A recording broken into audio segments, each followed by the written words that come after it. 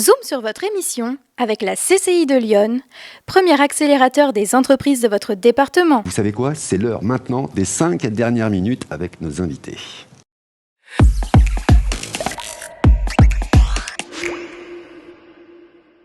Mais avant de démarrer, avant d'en venir au témoignage avec les invités qui sont autour de nous, permettez-moi de vous expliquer un petit peu, en tous les cas ceux qui nous regardent, ce que vous connaissez. Qu'est-ce qu'une école être, hein? Grande question. Être signifie École de la transition écologique. C'est un réseau national qui se donne pour défi de produire des formations gratuites pour les jeunes de 16 à 25 ans, pratiques et manuelles autour des métiers de la transition écologique. L'école se développe maintenant sur notre territoire iconé, yes. Dans ce cadre, 2 semaines de stage découvertes ont été organisées pour faire découvrir aux participants les métiers dits essentiels.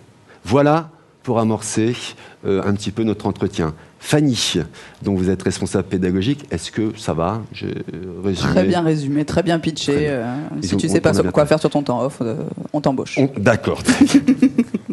On en avait parlé il y a quelques jours en arrière. Vous étiez venu sur le plateau du journal. On avait fait un point justement sur qu'est-ce que l'école être. Vous aviez amorcé ce stage. Il restait encore 2 places, il me semble, pour ce stage. Est-ce que du coup, vous avez eu la totale? Est-ce que ça a été comblé complètement? Eh ben ouais, on a fait carton plein. On avait 10 places et on a honoré ces 10 places. Enfin, on a eu 10 participants. Et par rapport au concept être, qui est d'avoir 80% de participants, type soit en décrochage, soit en interrogation sur leur carrière, leur avenir, entre 16 et 25 ans, et d'un territoire au local, et 20% de profils un petit peu alternatifs, ah oui, d'accord. soit plus âgés, soit d'une autre localisation géographique. On est exactement là-dedans. Génial, super. Donc un stage dont on va parler justement maintenant. Si on veut bien, tu veux bien prendre le micro, s'il te plaît, Lucas. Oui. Lucas, tu as un peu plus de 20 ans. Un petit peu plus. Un petit peu plus de 20 ans. Tu viens de Paris. Comment tu as connu ce stage? Comment tu as eu envie de venir sur cette proposition de stage et de découverte de différents métiers? En fait, moi, du coup, je travaille dans l'informatique à Paris. Okay. Et c'est une amie qui connaissait le stage, qui m'en a parlé et qui m'a dit je sais que c'est des choses qui peuvent te plaire. Du coup, il reste de la place, inscris-toi. Et voilà, donc j'ai passé 2 semaines à utiliser un petit peu plus mes mains et c'était super intéressant. Oui, parce que l'informatique, c'est... Oh, quoi que si, on utilise les doigts quand même. Hein. Différemment. C'est un peu plus doux. Alors justement, dès le premier jour, vous attaquez ce stage. Comment toi tu l'as appréhendé? Comment tu l'as attaqué ce stage avec un groupe que tu ne connaissais pas? Ouais, justement, mon appréhension, c'était justement, j'étais plus vieux et du coup, de me retrouver avec un groupe de jeunes. Je me suis dit, il va peut-être y avoir un décalage là-dessus. Et en fait, ça s'est super bien passé. Le premier jour, un petit peu plus timide, mais ensuite, ça s'est bien passé. Alors, pendant cette première semaine, qu'est-ce que tu as fait? Qu'est-ce que vous avez fait? Alors, le premier jour, on a réparé des vélos. Alors, démonter et réparer des vélos. C'est un des ateliers que j'attendais le plus. D'accord. Ensuite, on est allé dans une ferme pour faire de l'éco-rénovation. Ok. Ensuite, du coup, on a vu le reportage, on est allé à la conserverie. Et le dernier jour de la première semaine... Aidez-moi. Au secours. Les nichoirs. Avec la LPO, fabrication de nichoirs. Atelier bois. Ouais. Donc, tu as fait travailler effectivement beaucoup plus tes mains, mais il faut aussi faire travailler une partie de sa tête quand même, sinon on a un nichoir bizarre, si on ne réfléchit pas. C'est quelque chose que tu as apprécié, qui t'a apporté quelque chose sur aussi le travail de confiance en soi, qui était aussi dans le cadre de ce stage? Ouais, justement, c'est surtout, on peut reparler des nichoirs, des outils que j'utilise, que j'avais jamais utilisés, et du coup prendre en main, il fallait quand même faire attention à la sécurité. Donc oui, c'est pas juste jouer avec les bouts de bois qu'il fallait assembler, il faut quand même faire attention, comprendre comment la machine marche, etc. Donc c'est ça, c'est aussi l'apprentissage, et je me retourne vers toi, Corentin, c'est aussi l'apprentissage de l'utilisation d'outils peut-être que tu ne connaissais pas du tout. L'apprentissage ou le réapprentissage pour certains, j'ai un grand-père menuisier, donc pour moi c'était assez facile, tout ce qui était les nichoirs, mais que ce soit la conserverie ou plein d'autres domaines que je ne maîtrisais pas du tout, dont je ne connaissais rien. Alors toi, quel est ton parcours? D'où tu viens? Moi j'ai fait des études en forêt, j'ai toujours voulu travailler en forêt et je viens de Joigny. D'accord, ok, donc c'était quoi, plutôt gardien des forêts, enfin comment on dit, plutôt bûcheronnage, sylviculture. Ah oui, d'accord, bûcheronnage, ah oui, donc l'atelier de bois pour toi c'était un jeu d'enfant. Voilà.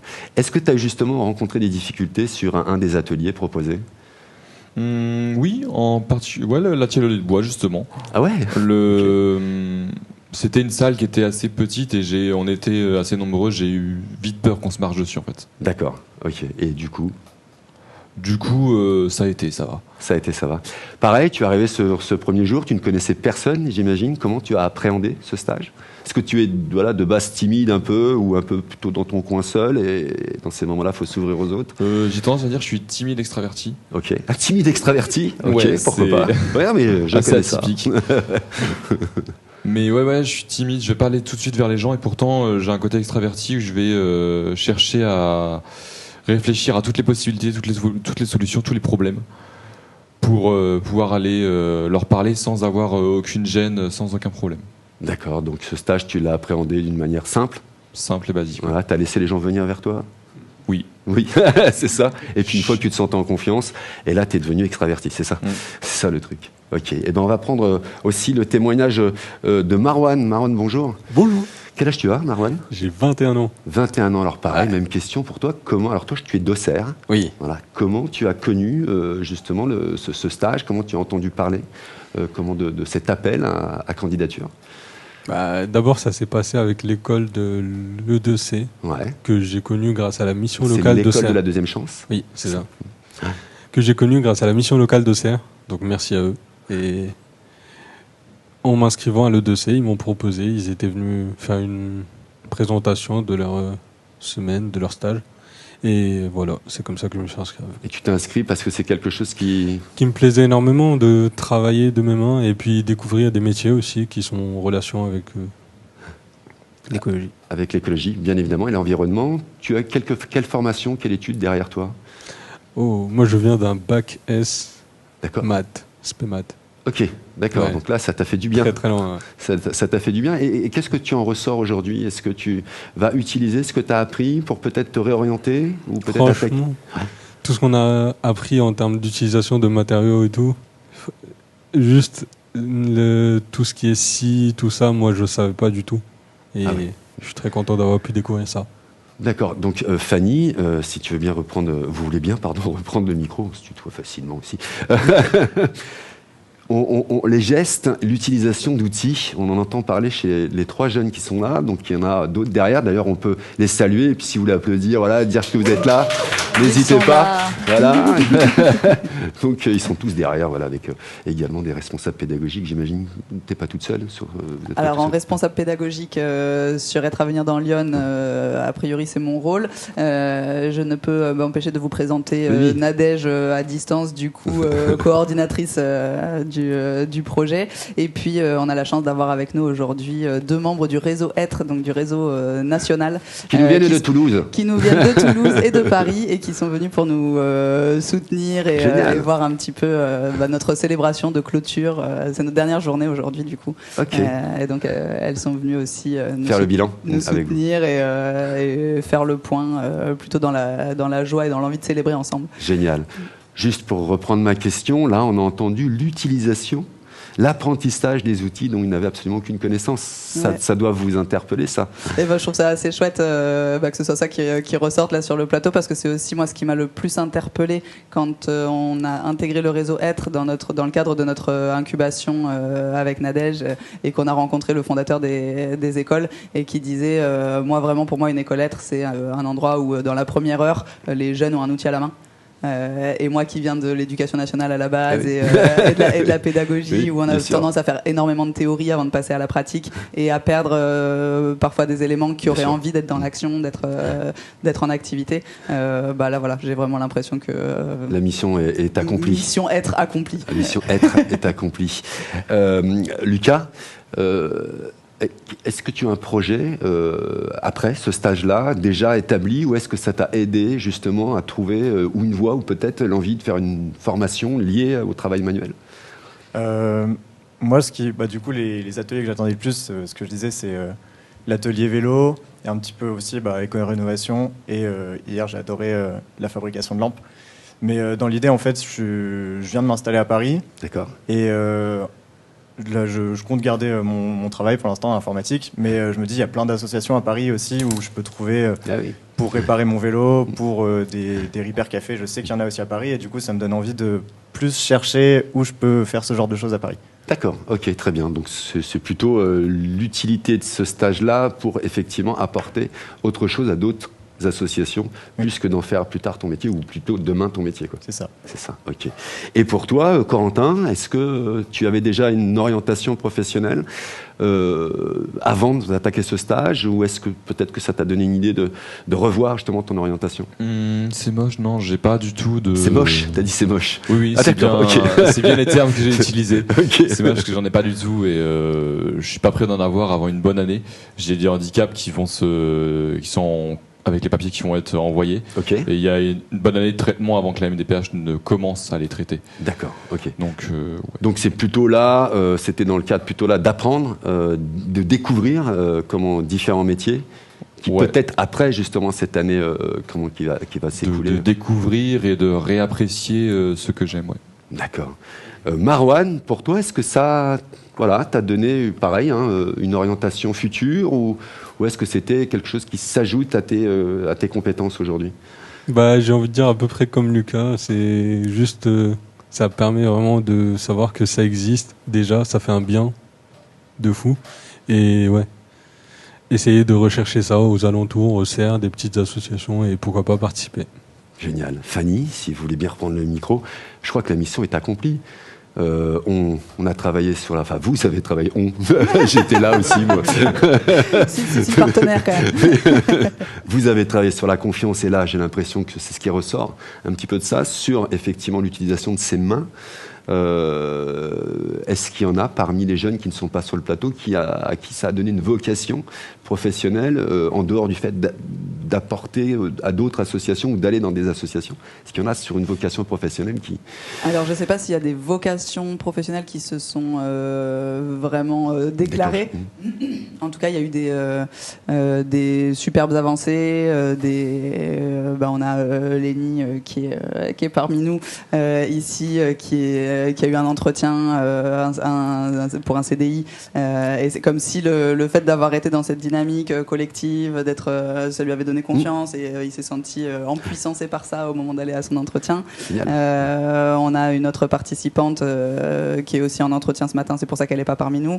On a eu des solutions aussi par rapport à des problématiques administratives. Oui, donc il y a quand même, vous avez pu les accompagner. Des choses qui se sont vraiment débloquées pendant ces 2 semaines. À quel point est-ce que être à participer à ça, qu'est-ce qui se serait passé sans être voilà, on le sait pas forcément, bien sûr, mais en tout cas il y a quand même des très chouettes avancées chez nos participants. Des graines que vous semez aussi sur ces 15 jours-là qui pousseront un peu plus tard. Et vraiment au niveau des postures, parce qu'il y a vraiment toute la partie activité, métier des demain, etc., métier essentiel et des demain, mais il y a aussi tout un rapport au collectif et au groupe qui a été travaillé, donc dans la confiance en soi, dans la façon de communiquer les uns avec les autres, de s'écouter, et une entraide. Enfin, j'ai été absolument bluffé par ce réseau d'entraide qui s'est créé entre les jeunes, indépendamment de nous, où ils se voyaient sur les journées off pour aller finir quelque chose qui n'avait pas été terminé, ou retourner sur des sites sur lesquels on a pu aller. Et pour moi, on est même un petit peu au-delà de mes objectifs. D'accord, génial, super. Est-ce que je peux demander à ceux qui sont là-bas, juste pour finir cette rubrique, de venir à côté de vos copains, en tous les cas, même les accompagnatrices non, et même ceux qui font partie, comme ça on vous voit tous vous voir. Alors ça va être un peu bizarre à l'image, mais vous allez les voir. L'équipe, c'était pas prévu. Si tu veux venir, n'hésite. Non, ok, pas de souci, tu as le droit. Voilà, donc vous les voyez un peu tous.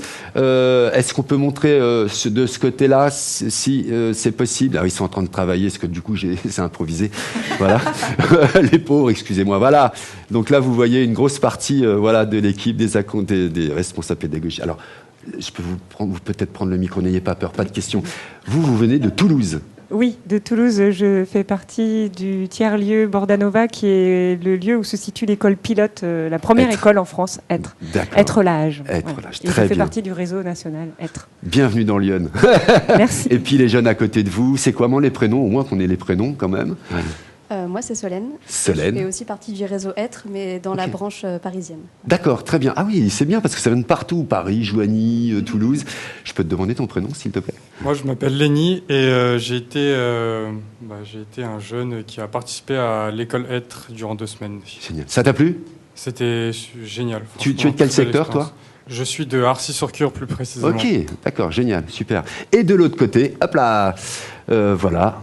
Est-ce qu'on peut se présenter quand même? Oui, donc moi je suis Nadia Jacques, la coordinatrice du projet Être dans Lyon, qu'on monte ensemble avec Fanny. Génial. Je suis ravie de ces 2 semaines, c'était vraiment super. Mais ils ont des visages hyper éclairés. On sent qu'ils ont passé une semaine fatigante, mais en même temps merveilleuse. C'est le cas? Oui. C'est le cas, n'hésite pas à prendre le micro. Merci en tous les cas à... Ah, Lucas, il veut rajouter quelque chose. Non, c'est Lucas. un peu tard. Non, il n'est jamais trop tard. Quand vous demandiez pour les personnes si ça avait suscité des vocations ou autre, il y a une personne qui a évoqué de faire une formation cuisine aussi. D'accord. Voilà, c'était juste ça que ok, du coup, ça a pu aider sur la conserverie de Lyon. Génial, super. Comment il s'appelle? Camara. Camara, très bien. Eh bien, Camara, bon courage à toi si tu nous regardes. Merci à vous d'être venu jusqu'à la télé de Lyon. On va continuer à en parler après, Icône Radio, à la radio évidemment. Ce sera d'une autre manière. Voilà, on ne verra pas vos visages, on entendra vos jolies voix. Ça vous va? À tout à l'heure. Voilà, merci en tous les cas à vous d'être venus. C'est tout pour les 5 dernières minutes, mais le journal continue.